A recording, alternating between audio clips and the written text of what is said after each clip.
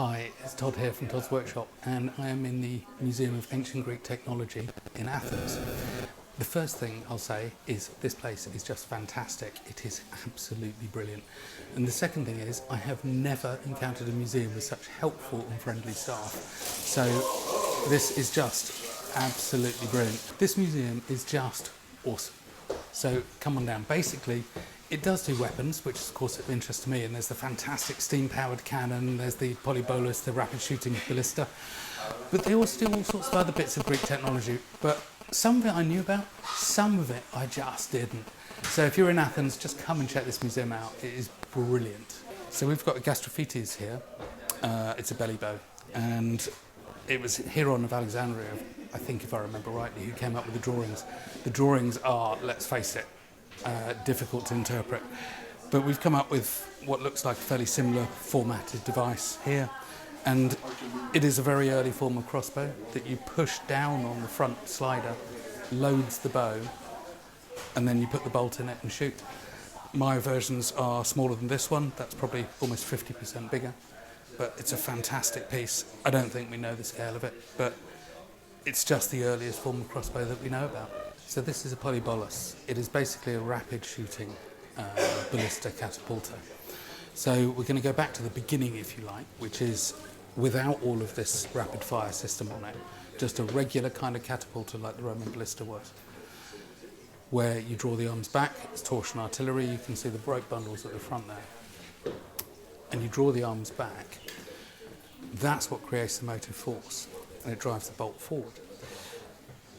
If you think about this, so the Greeks invented it 5th, 4th century BC, obviously massively taken over by the Romans and for devastating effect for hundreds and hundreds of years.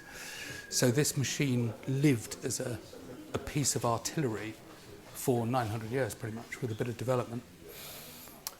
However, the Roman system was single power, but if we come back to that, you're probably very familiar with the catapulta. You've got two men. A machine like this would be what's called a three-span machine in the Roman sense. So it's the biggest of this type of machine. But you've got two men loading it, and they take maybe 20 or 30 seconds to load it. You've got 20 or 30 seconds worth of energy from two men into shooting a single bolt. And they could get 660 yards according to the Romans.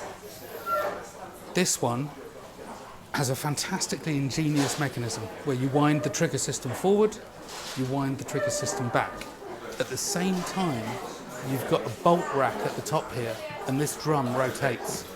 And it rotates on a fantastic long threaded screw, basically. So what happens is as you wind the mechanism back, I can't show you, this is fully operational, but I can't show you. As you wind the mechanism back, it picks up a bolt, it rotates it, it drops it into the shooting groove, automatically shoots it. But, and here's the big but, it's slow. Or it's not powerful, because you can do that operation in maybe 10 or 15 seconds. And that means you've got one man, 10 or 15 seconds to do the whole operation. You're going to be underpowered compared to the Roman version or the standard Greek version. So this design, I don't know if it's ever used, and I don't think anybody does know if it's ever used. It was proposed and it was drawn up. Who knows if it was ever used? Because the range would be short. But for defending a set of walls, it could be exactly what you want. Fantastically interesting to see the mechanism in real life. I love this. It's just the absolute cleverness of what was going on at the time. It is a distance measurer for roads, so they're everywhere now for us, but somebody had to come up with the idea, and it was Plato. So what we've got here is Archimedes' steam cannon. And again, it was a theoretical device. Whether it was ever actually made is questionable. But you've got a pressure cylinder at the bottom here that you light a fire under. And there's nothing in that pressure vessel, it's metal pressure vessels, nothing in it. But you get it up super hot. Then you've got a gun barrel here that you put shot into, and they've got a breakable link at the front here. What it allows to happen is a steam pressure to build up. And when the steam pressure is built up, breaks the rod, shoots the shot. It's the same way special effects air cannons are made now when we make them for TV and things. So actually this technology of a breakable link to allow the pressure to rise is totally state-of-the-art now in special effects. But what's really quite interesting here as well is, as I said, that pressure vessel is completely empty. And so what you've got here is a funnel and a water chamber and a couple of taps. You wait till the pressure vessel is up to temperature. You wait till the pressure vessel is up to temperature, and then you introduce the water, which instantly vaporizes in the pressure vessel and drives the ball out. So it's just a very, very early version of a steam engine, but instead of using it for motive work, they were using it for weapons. Did they ever do it? Probably not. But what thinking went behind that? So this is a very simple thing, really, or simple for us. It's a compound gearbox, worm gear drive, Talos of Militus in what, 540 BC. So what it allows you to do is just create massive, massive loads. This particular example is about 200 to 1 reduction. So for the hauling of ships, up ramps, lifting gear on building sites, that kind of thing. But it's just the flexibility to be able to suddenly move things easily that you never dreamed you could move before. So what we've got here is a twin piston pump, and this has been used as a fire cart, which was, I think, 3rd century BC, they said.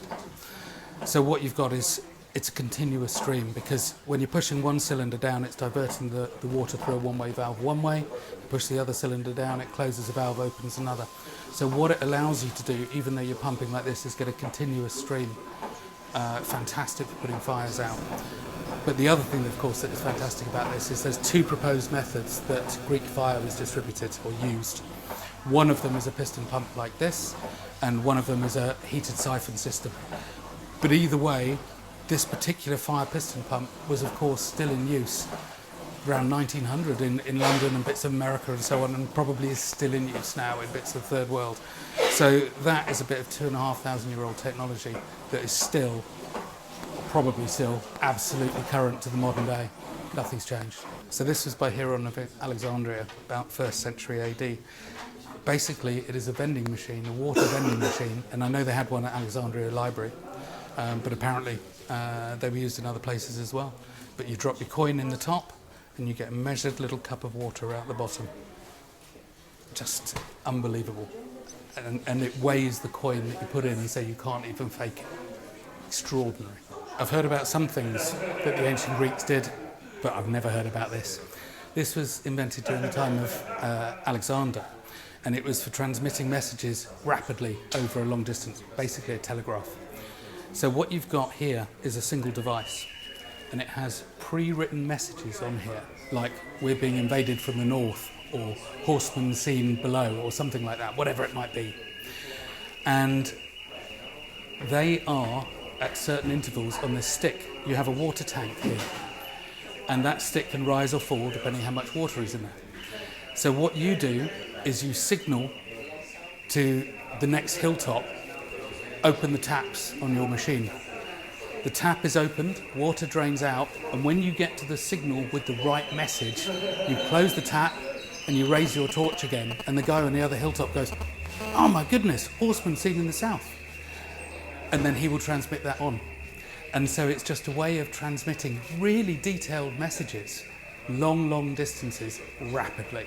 So this is great. This is a wine-serving robot, essentially a toy. It doesn't have any more function than that.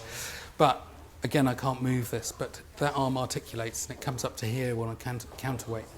You put your cup on the arm and it lowers down, and then when it gets under the water and wine spouts, the action of that lowering has charged these vessels with a bit of compressed air, and it just gives you a little dose of water and wine as they like to use it.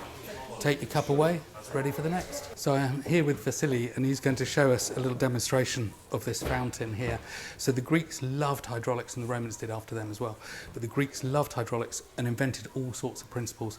And the principle behind this, I have forgotten, but some of you out there will know. So tell me what the buzzword is, because I've forgotten it. But Vasily, take it away. So the fountain starts when we put water into this place-saved container.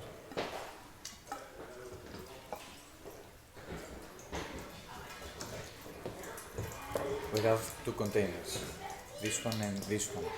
This is filled with air and this is filled with water.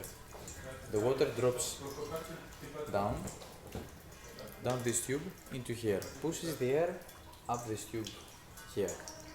Now the air, because it wants to make space for itself, it pushes the water out of the nozzle. Yeah.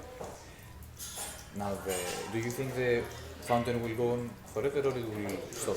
Forever, no, but I think you showed me the demonstration before and you said it was something like 5 or 10 minutes or something? Yes, because as the water from inside here goes out of the nozzle, it drops back into the hole down here. So slowly all the water is emptying, getting down here. The water and the air exchange places, technically. Yeah, fantastic. And so this it wasn't a practical device, it was just a novelty, a toy. Yes, demonstration, decoration for the houses of rich people. It's fantastic. And the other thing that you've got here actually is a wine cup. Yes. Are you able to show me that? A very special wine cup. This is just brilliant. Now this So brilliant I bought one. Now this cup was used by Pythagoras to give a test to his students. I will be Pythagoras and you will be my student for now. I want to test you if you are greedy. So I would serve you wine into this cup and ask you if you want more. So there's a little bit of wine in this cup. I don't know if... Yeah. So. Now if, as a student, you said yes, it means you would be greedy. Uh-huh. I would offer you more just like you asked. Can I have some more wine, Vasily? But you lose it. And now the whole glass drains out. Yes, the cup is empties completely. So what's brilliant about this is it hasn't just got an overflow hole, which is what you might imagine. It sets up a siphon system. So if you are greedy and you want too much, the whole cup is drained and you don't get anything at all. There is only just very small bit left inside. Just Now, love it.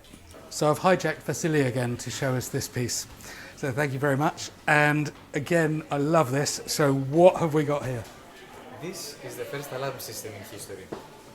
Imagine that you are inside your house and Yeah. that would be a burglar. If I try to break in,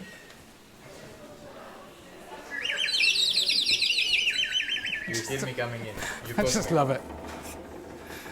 Now that is such a cool doorbell. So, Vasily, what is going on? So the alarm system is this one here. It is connected to the door. Yeah. When it pivots, this part gets into this container with water. There is another container here which is filled with air, and as it gets into the water, the air is pushed out of the whistles, creating the alarming sound.